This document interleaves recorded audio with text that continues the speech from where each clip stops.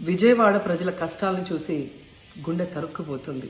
చిన్నపిల్లలు, మహిళలు, వృద్ధులు ఈ వరదల బారిన పడి ఎంత నరకం అనుభవిస్తున్నారో వారి మాటలు వింటుంటేనే మనకు అర్థమవుతుంది.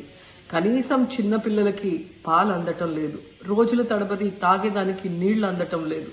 ఈరోజు ఎంతమంది వరదల్లో కొట్టుకుపోయారో అర్థం కాని పరిస్థితుల్లో అందరూ కూడా బాధపడుతూ ఏడుస్తూ ఉన్నారు.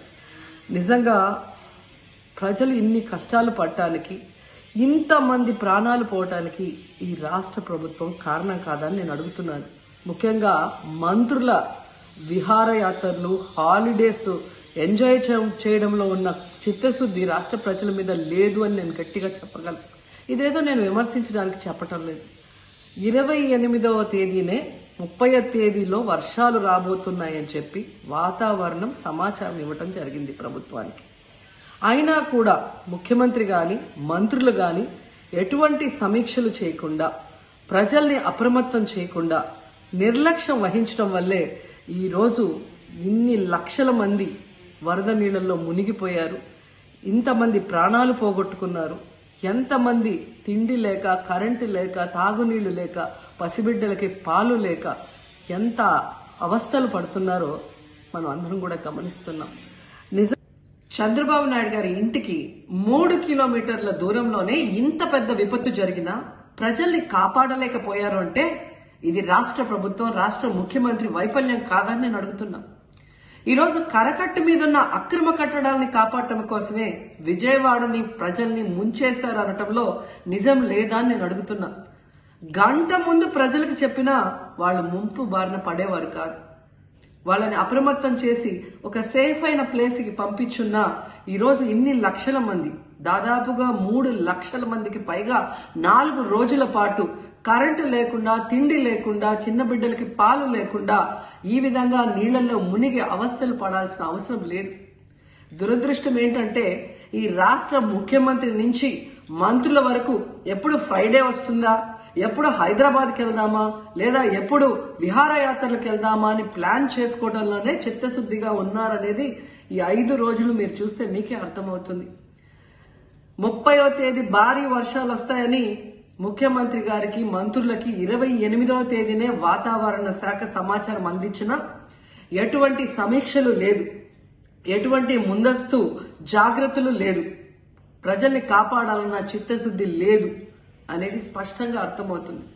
ఎందుకంటే ఈ రోజుటి వరకు 4-5 రోజులు ప్రజలకి తిండి అందించడంలో ఈ ప్రభుత్వం విఫలమైంది. కనీసం ఇది జరిగినప్పుడు సీఎం గారు పనిచేయట్లేదు, వయసు అయిపోయింది. డిప్యూటీ సీఎం గారు, పంచాయతీరాజ్ శాఖ మంత్రి గారు కనీసం తన శాఖను అప్రమత్తం చేసి ప్రజల్ని కాపాడాల్సిన బాధ్యత ఉన్నా ఈ రోజు 5 రోజుల వరకు ఆయన అసలు విజయవాడ వైపే రాలేదు. ఇక ఆ కాన్స్టిట్యున్సీ ఎమ్మెల్యే ప్లస్ రాష్ట్ర మంత్రి లోకేష్ గారు మొత్తం మునిగిపోయి మంగళగిరి, విజయవాడ అల్లల్లాడిపోతుంటే ఆయన హైదరాబాద్ లో ఎంజాయ్ చేస్తున్నారు. ఇక హోంమంత్రి గారు తెలిసిన సంగతే. ఇక మున్సిపల్ శాఖ మంత్రి నారాయణ గారు ఈరోజు విజయవాడని ముంచేసింది ఈ మున్సిపల్ శాఖ నిర్లక్ష్యం కాదని నేను అడుగుతున్నా. ప్రజల్ని సురక్షిత ప్రాంతాలకు తరలించే విధంగా ఈ నారాయణ గారు రివ్యూ చేయకపోవటం వల్ల ఈరోజు లక్షలాది మంది నీళ్లలో మునిగిపోయారు. వాళ్ళందరూ కూడా ప్రభుత్వం ఎప్పుడు కాపాడుతుందా అని ఎదురు చూస్తున్నారు, అయినా వీళ్ళకి పట్టింపు లేదు. ఇక రామానాయుడు గారు ఇరిగేషన్ మంత్రి, కనీసం ముందస్తు రివ్యూలు లేదు.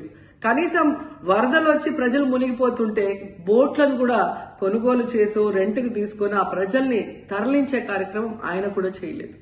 ఇక ఎప్పుడు వరదలు వచ్చినా, భారీ వర్షాలు వచ్చినా ముఖ్యమైన శాఖ రెవెన్యూ శాఖ, అనగాన సత్యప్రసాద్ గారు. ఈయన విహారయాత్రలో ఎంజాయ్ చేస్తున్నాడు. కనీసం పునరావాస కేంద్రాలు ఏర్పాటు చేయాలి, మరి ఆ ప్రజలకి పాలు, తిండి అన్ని అందించాల్సిన బాధ్యత ఉన్నా ఏం పట్టించుకోలేదు. సో ఈ అంటే వాళ్ళ రెస్పాన్సిబిలిటీ వాళ్ళు నెరవేరుస్తున్నారు కదండి. సో చాలా గర్వంగా ఉంది. చెక్ ఇవ్వడానికి కలిస్తే కలవచ్చు, తిరిగి ఇంకా ఎవరు కలుస్తారని తెలుస్తాను. అన్ని సక్రమంగా ఉన్నాయి. ఎవరు అందరూ చాలా నయంగా త్వరగా కోలుకుంటున్నారు. సో అందరూ చాలా బాగుందండి. Okay sir. మామయ్య గారు డిప్యూటీ సీఎం గారు తెలంగాణ ఏపీ కలిపి 6 కోట్ల రూపాయలు ఇచ్చారు. ఇచ్చినా కానీ పవన్ కళ్యాణ్ అసలు వరద సాయం చేయలేదు, వరదలు ఎక్కడ జరగలేదని కొంతమంది మాట్లాడుతున్నారు. మనకి ఏం సమాధానం? అంటే అది సమాధానం చెప్పే కంటే ఆయన తిరుగుతున్నాను మీరు చూపిస్తారు కదండి, మీరు దగ్గర మీరు చూస్తారు కదా, ఎంతవరకు ఆయన సహాయం చేస్తారు ఏంటని మీరు చూస్తారు కదా. సో ఆ వర్క్ విల్ షో అండి, ఆయన పని చేసే తీరు తెలుస్తుంది. అది చెప్తే అది మన పని మనం చెప్పుకోవడం ఏంటంటే అది జరగాలంతే, చేసుకుంటూ వెళ్ళిపోం మనం. Okay sir, right. Okay sir, right. అలాగే ఉండండి. ఒక్క ఫోటో దసరా శుభాకాంక్షలు అండి. అండ్ అలాగే అందరికీ నవరాత్రి శుభాకాంక్షలు. అంతా జాగ్రత్తగా థ్యాంక్ యూ. కాన్ఫరెన్స్ కాల్స్ మాట్లాడుతూ ఉన్నాం వరుసగా.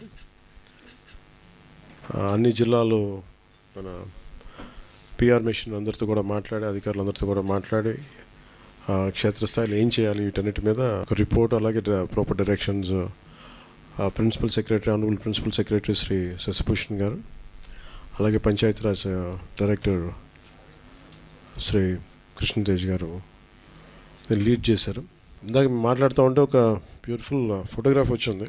ఇది ఇంటర్నేషనల్ అవార్డు తీసుకునేంత చాలా, అంటే ఒక విపత్తు సమయంలో సహాయం ఎలా ఉందనేది క్యాప్చర్ చేయడానికి ఈ ఫోటోగ్రాఫ్ ఇది.